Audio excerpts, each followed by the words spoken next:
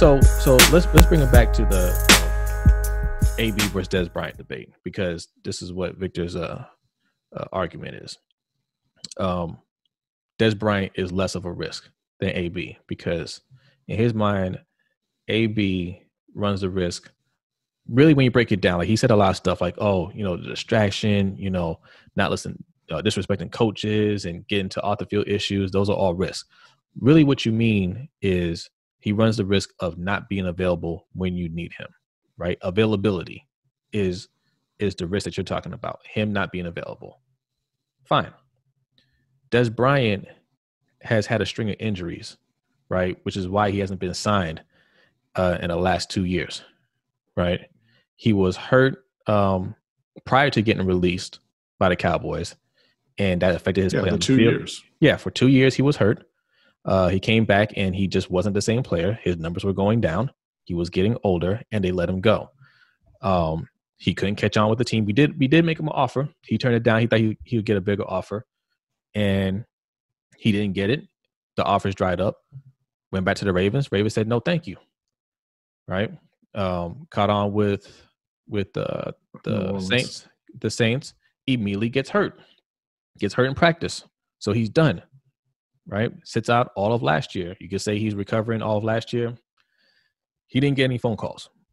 Mm-hmm. Right? So here we are in 2020, and he's still not really getting a phone call. I mean, he's getting a workout from us. I don't think we're going to sign him ultimately. There's a reason why teams don't want him, but he's had a string of injuries. So it's fair to say it's a concern. It's a risk that he won't be available because of injuries. So if you look at those two players, one may not be available because of, I'm not even talking about attitude. That's not a real thing, right? Because of off the field issues. That's what will get him out the game, right? Off the field issues. Okay, well, or we bench him. Fine. He won't be available for those reasons. Another player won't be available because of injuries. Either one, they're not going to be available. So there's a risk there. Now let's look at the other factor. Can they play? AB, he can play. There's no question about that. There's no doubt about that. Dez Bryant, we don't know. Well, no, we do know. The bigger risk for Dez Bryant, the biggest risk is not injury. It's that he'll be healthy. He'll be in the game, in the playoffs, and he'll be in a spot where you have to rely on him and he can't get it done. He can't That's do it. That's the biggest risk. Yeah. He can't play. Yeah. You can't admit that he's in decline in 2017 and think he's fine in 2020. You don't reverse that. No. You're not going to get better.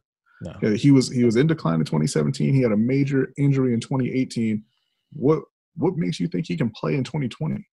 Yeah, he's 30. Yeah, he's 32 this year. Going into the season, he'll be 32.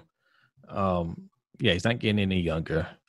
I don't see it, man. And like you said earlier, we saw a video. I don't know when that video was. I don't know how old it was. I am praying for his sake that wasn't this year, because he looked awful. Yeah, he looked awful. No sharp routes. His arms are flailing everywhere. The defender had to basically give up to let him catch that ball, right? And my thing was like, if it's to that point where the defender has to stop running to let you get open, don't have the defender in the video. That just makes it look worse. Just run the route by yourself. I hope that wasn't from this year, because we've seen AB work out this year. Mm-hmm. AB, for all his antics, and I get it, man. I get it. I'm not saying I like the guy. He can be annoying to see on your screen or listen to him talk, but he's an excellent player. Yeah, and that's what I care about. To be fair on Antonio Brown, like, nobody knows how big of a risk it is, or how likely it is that he blows up and does something stupid. Nobody knows that. No. We don't know him. He could have legit mental health issues, and obviously that's not something that you would want to bring in. Like, he would need to go get help, right? Or he could just be a guy who has a big ego, who thought he was bigger than the team, bigger than the game, and he just found out he wasn't. Yeah, and he got humbled. Yeah, or sometimes we just go through a situation and it's over and done with, and you don't have another issue that pops up, right? I mean, we can look through the NFL. I mean, there's so many examples of this, right? Randy Moss is that same person that we were talking about, right? In Minnesota, he had all kinds of issues. He had been arrested, right? Didn't he run over that meter maid? He didn't run her over. He ran her over. That's what a straight cash home. He lightly tapped someone with his car. I know y'all heard the term straight cash, homie. Where do you think that came from? Lightly. Right. straight cash, homie. Right. From getting fined from, for team stuff, suspensions, all that stuff. Right. Like, he was that guy. He did not care. Right. Mm-hmm. Went to Oakland. Same thing. He quit on the team. Right. They were talking about he was washed up because he didn't want to be there. The team was awful. They were poorly run, and he wasn't feeling it over there. And everybody's saying he was done.